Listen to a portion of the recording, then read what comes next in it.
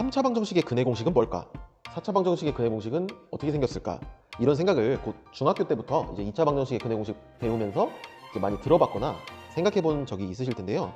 이번 영상에서는 3차, 4차 방정식의 근해 공식이 어떻게 발견되고 증명되어 왔는지, 그리고 5차 이상의 방정식의 근해 공식은 없다라는 게 밝혀져 있는데 그게 어떻게 증명이 되고 어떤 수학자들이 그런 것들을 했는지, 그런 관련된 역사들에 대해서 설명해 보도록 하겠습니다. 우선 3차 방정식의 근해 공식을 발견한 역사를 좀 설명해 보려고 해요. 우선 타르탈리아라는 수학자가 최초로 발견했다라는 얘기가 알려져 있는데요. 타르탈리아가 이제 x제곱 플러스 ax제곱 이퀄 b의 해법을 알아냈다고 막 주장을 했대요. 그랬더니 회의적인 막 수학자들이 야, 뭐 네가 해법을 알아냈다고? 말도 안 돼. 그냥 그러면 공개적으로 문제풀이 시합을 해서 네가 그 해법을 알아냈다는 걸 증명해봐. 이러면서 타르탈리아에게 막 도전을 했대요. 그랬더니 이제 타르탈리아가 완벽하게 승리를 거뒀어요. 왜냐면 다른 사람들은 이제 어려운 형태는 풀지 못했지만 실제로 타르탈리아가 해법을 발견했기 때문에 어려운 3차 방정식도 막 풀어냈거든요. 이러한 소문을 들은 카르다노가 자신의 책에 타르탈리아의 이름을 이제 밝히면서 이 발견을 인용해도 되는지 이렇게 타르탈리아에게 부탁하는 편지를 보냈다고 합니다. 근데 처음에는 계속 이제 타르탈리아가 거절을 하다가 나중에는 그냥 책에는 밝히지 말고 너만 알아라. 이런 식으로 카르다노 씨만 알고 계세요 하면서 수수께끼 형태로 해법을 알려줬다고 합니다. 그런데 몇 년 후에 카르다노는 3차 방정식의 풀이 방법을 논문으로 출판을 해버려요. 여기까지 보면 카르다노가 되게 나쁜 이제 좀 이게 상도덕이 없는 그런 사람으로 보이죠, 그죠? 그런데 이제 그 내용을 좀 자세히 살펴보면요, 몇 년 후에 카르다노는 일단 3차 방정식의 풀이 공식을 독자적으로 추가적으로 발견했다라고 해요. 그런데다가 수학자 페로라는 사람이 타르탈리아보다 20여 년 전에 이미 해법을 발견했었다라는 사실을 알게 돼요. 그러니까 이 해법이 타르탈리아라는 사람이 최초로 발견한 해법이 아니었다라는 것을 알게 되는 거죠. 그래서 실제로 이제 그걸 알게 되니까 논문으로 이제 발표를 했는데요. 그러면서도 카르다노 논문에서 이제 페로나 타르탈리아의 업적 그리고 고마움을 충분하게 설명하고 표현을 했기 때문에 더 이상의 논쟁이 이제 이루어지지 않았다라고 하네요. 이제 4차 방정식의 역사인데요. 4차 방정식의 역사에 대해서는 그렇게 할 말이 없어요. 특이한 점은 카르다노, 조금 전에 봤던 카르다노의 제자 페라리라는 사람이 근해 공식을 발견했다라고 합니다. 이제 5차 방정식인데요. 그 4차 방정식의 근해 공식까지 밝혀진 이후로 수많은 수학자들이 5차 방정식의 근해 공식을 찾으려고 노력을 펼쳤다고 해요. 근데 계속 찾아봐도 근해 공식이 도저히 이제 발견이 안 되는 거예요. 그래서 이제 야, 이건 아니겠다라고 생각해서 이제 몇 명의 수학자들이 야, 5차 이상의 방정식은 근해 공식이 존재하지 않는 거 아니냐. 애초에 근해 공식이라는 걸 만들 수 없는 거 아니냐라는 의문을 제기하면서 그렇게 연구가 수백 년간 진행되었다고 하는데요. 우선 여러분이 알고 있어야 되는 거는 근해 공식이 존재하지 않는다라는 게 도대체 뭐를 의미하냐라는 걸 좀 명확하게 알고 지나가면 좋을 것 같아요. 밑에 있는 지금 화면에 보이는 이 근해 공식, 여러분이 많이 봤던 근해 공식이죠. 2차 방정식의 근해 공식인데요. 이런 공식을 못 만든다라는 거거든요. 자, 이런 공식을 못 만든다는 거. 이런 공식이라는 게 도대체 뭐냐? 이 수학적인 정의는요. 이런 공식이라는 뜻은요. 그 개수나 이 숫자들의 조합을 해서 이 숫자들을 가지고 유한 번의 연산을 통해서 이런 식을 딱 만들어낼 수 있는 거. 이런 거를 근해 공식이라고 표현을 해요. 이때 이 연산이라는 건요. 당연히 덧셈, 뺄셈, 곱셈, 나눗셈도 되겠지만 제곱이나 이런 루트 같은 거듭 제곱근까지도 포함한 이런 연산을 유한번을 조합해서 이런 공식을 빡 만들어낼 수 있으면 근해 공식이 존재하는 거고요. 이런 유한번의 연산을 통해서 이런 공식을 못 만들면 근해 공식이 존재하지 않는다는 거예요.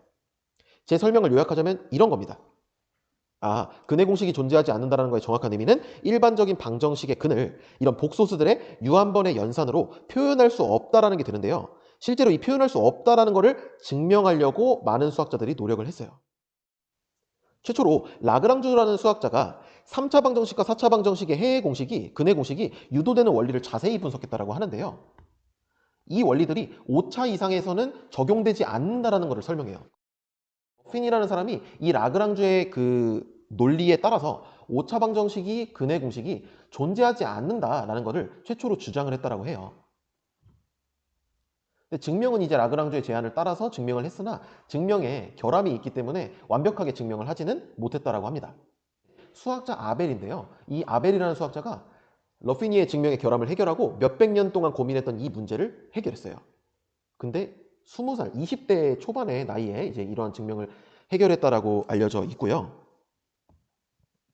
이 논문을 인쇄해가지고 가우스에게 보냈는데 가우스는 읽지도 않고 버렸다라고 해요. 이제 계속 이제 인정을 못 받다가요. 1829년에 논문을 베를린의 크렐레라는 사람에게 보냈는데 이 무렵에야 와, 아벨이라는 사람이 이걸 증명했고 이게 엄청나게 대단한 거야. 이런 업적이 수학계에 알려져서 높이 평가가 되었다라고 하는데요. 그러면서 베를린 대학에서 교수로 아벨을 초대하거든요.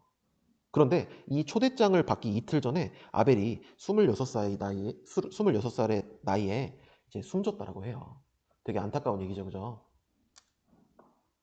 오차 방정식 하면 아벨이라는 수학자와 동시에 갈로아라는 수학자가 또 많이 회자가 되는데요. 이 갈로아라는 수학자는 이제 10대 시절에 오차 이상의 다항식의 근해 공식, 조금 전에 봤던 그 근해 공식이라는 것이 존재할 필요 충분 조건을 밝혀요. 이 사람은요, 지금 이제 현대대수학이라는 현대 이제 중요한 연구 분야인 그 군이라든지 갈로아 이론을 그 용어도 처음으로 사용했고요. 이 이론의 기반을 다진 사람이고요. 이 근해 공식이 존재할 필요 충분 조건을 이 현대대수학의 용어로 표현해낸 굉장히 이제 천재적인 수학자라고 볼 수가 있어요. 근데 이 갈로아라는 수학자도 사실 아벨과 마찬가지로 살아있을 때 제대로 높게 평가를 못 받았던 그런 좀 안타까운 수학자라고 할 수가 있는데요. 실제로 이제 처음에 1829년에 제출했던 논문은 코시가 거절하면서 이제 한편으로 고쳐달라고 요청을 코시가 했었고요. 그렇게 가지고 한편으로 고쳐가지고 제출한 논문이 아카데미 수학상 이제 심사위원인 푸리에에게 전달이 되었으나 푸리에가 사망하면서 논문이 분실되었다고 해요. 그래서 그때 이제 아카데미 수학상은 결국은 이제 야코비라는 수학자가 받게 되고요. 심사 과정에서 갈로아나 아벨의 논문이 이제 석연찮은 이유로 제외되었다라는 그런 이야기까지 있어요. 어쨌든 갈로아라는 이 훌륭한 수학자는 자신의 논문이 제대로 평가받지 못하게 되고 수상하지도 못하게 되고요. 그런데 또 이제 갈로아라는 수학자는 아벨은 이제 질병으로 사망을 했었는데 갈로아는 결투를 하다가 사망을 했어요. 그래서 뭐 이런 이 결투에 대한 얘기는 다양한 얘기가 있는데 기록에 의하면 그 데르뱅빌이라는 명사수가 이제 스테파니와 갈로아가 사랑에 빠졌음을 눈치채고 갈로아에게 결투를 신청했는데 갈로아가 결투를 피하지 않고 결투에 응해서 결국 결투하다가 사망했다라는 얘기가 있어요. 이 갈로아도 20대에 이제 사망하게 되는데요. 참 천재적인 수학자 아벨과 갈로아가 제대로 이제 인정받지도 못한 채 이른 나이에 사망했다라는 굉장히 좀 안타까운 이야기가 알려져 있어요. 이번 영상을 제작할 때 참고한 자료들이고요. 자, 이번 영상에서는 이 3차, 4차, 5차 방정식에 관련된 역사에 대해서 좀 알아봤는데요. 다음 영상에서 더 재밌는 영상으로 찾아뵙도록 하겠습니다. 감사합니다.